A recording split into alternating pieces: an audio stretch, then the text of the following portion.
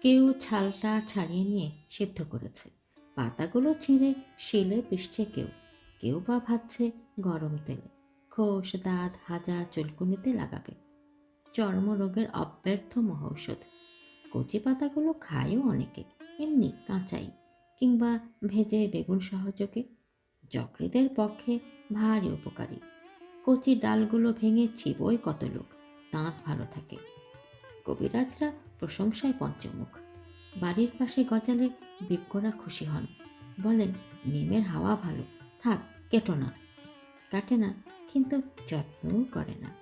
আবর্জনা জমে এসে চারিদিকে, শান দিয়ে বাঁধিয়েও দেয় কেউ, সে আরেক আবর্জনা। হঠাৎ একদিন একটা নতুন ধরনের লোক এলো, মুগ্ধ দৃষ্টিতে চেয়ে রইল নিম গাছের দিকে। ছাল তুললে না, পাতা ছিঁড়লে না, ডাল ভাঙলে না, মুগ্ধ দৃষ্টিতে চেয়ে রইল শুধু। বলে উঠল, বাহ, কি সুন্দর পাতাগুলি, কি রূপ! থোকা থোকা ফুলেরই বা কি বাহার! এক ঝাঁক নক্ষত্র নেমে এসেছে যেন নীল আকাশ থেকে সবুজ সায়রে। বাহ! খানিকক্ষণ চেয়ে থেকে চলে গেল। কবিরাজ নয়, কবি।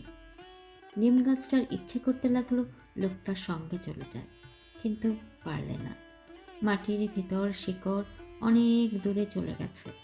বাড়ির পিছনে আবর্জনার স্তূপের মধ্যেই দাঁড়িয়ে রইল সে। ওদের বাড়ির গৃহকর্ম নিপুণা লক্ষ্মী বউটার ঠিক এই দশা।